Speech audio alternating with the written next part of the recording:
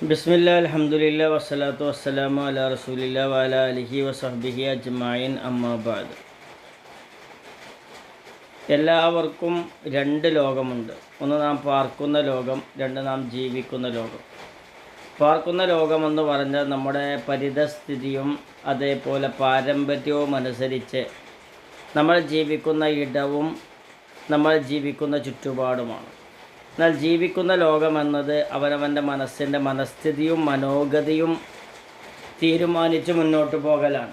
യഥാർത്ഥത്തിൽ ഈ രണ്ട് ലോകങ്ങളിൽ പരിതസ്ഥിതിയെയും പാരമ്പര്യത്തെയും ഉൾപ്പെടുത്തി തൻ്റെ വിധിയെ പഴിക്കുകയും വിധിയെ തീരുമാനിക്കുകയും ഇനി മുന്നോട്ടുള്ള ഭാവിയെ നിർണ്ണയിക്കുകയും ചെയ്യുന്നവർക്ക് വളരെ വലിയ പരാജയങ്ങൾ വരാൻ സാധ്യതയുണ്ട്. എന്നാൽ നല്ല മനസ്ഥിതിയും നല്ല പ്രവർത്തന ഗതിയുമുള്ള ഒരാൾക്ക് പരിതസ്ഥിതിയിലൂടെയും പാരമ്പര്യത്തിലൂടെയും വന്ന മുഴുവൻ കേടുകളും തീർത്ത് മുന്നോട്ട് പോകാൻ സാധിക്കും.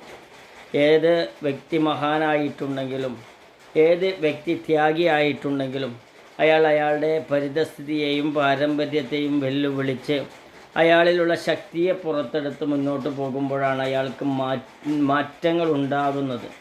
പരിതസ്ഥിതിയും പാരമ്പര്യവുമൊക്കെ നമ്മൾ തീരുമാനിക്കുന്നതല്ല, അതുകൊണ്ട് അതിൻ്റെ ഉത്തരവാദിത്വം നമുക്കല്ല. എന്നാൽ മനസ്ഥിതിയും പ്രവർത്തനഗതിയും അതിൻ്റെ പൂർണ്ണമായ ഉത്തരവാദിത്വം നമുക്ക് തന്നെയാണ്. ജനിച്ചു വളർന്ന പരിതസ്ഥിതിയല്ല പ്രാധാന്യമർഹിക്കുന്നത്, ജീവിതത്തിലെ പ്രവർത്തന രംഗമായി നാം സജ്ജീകരിക്കുന്ന കാര്യങ്ങളാണ് യഥാർത്ഥത്തിൽ നമ്മൾ തീരുമാനമെടുപ്പിക്കുന്നത്. ഭാര്യ മരിച്ച ഒരാൾ തൻ്റെ ജീവിതത്തിൽ ഇനി ഒന്നും വേണ്ടെന്ന് വെച്ചിട്ടുണ്ടെങ്കിൽ അയാളുടെ മനോഗതിയും പ്രവർത്തന രൂപവുമാണ് അയാളെ അതിലേക്ക് എത്തിച്ചത്. എന്നാൽ ഭാര്യ മരിച്ച ഒരാൾ ഇനിയും എനിക്ക് മുന്നോട്ട് പോകാനുണ്ട്, ഞാൻ നല്ല രൂപത്തിൽ ജീവിക്കുന്നതാണ് അവൾക്ക് സന്തോഷം നൽകുന്നത്, അതുകൊണ്ട് ഞാൻ നല്ല രൂപത്തിൽ മുന്നോട്ട് പോകണം എന്ന് ആഗ്രഹിച്ച് മുന്നോട്ട് പോകുന്ന ഒരാളും തമ്മിൽ വ്യത്യാസമുണ്ടല്ലോ. ഇത് മനസ്ഥിതിക്കുള്ള മാറ്റവും പ്രവർത്തനഗതിയിലുള്ള മാറ്റവുമാണ്.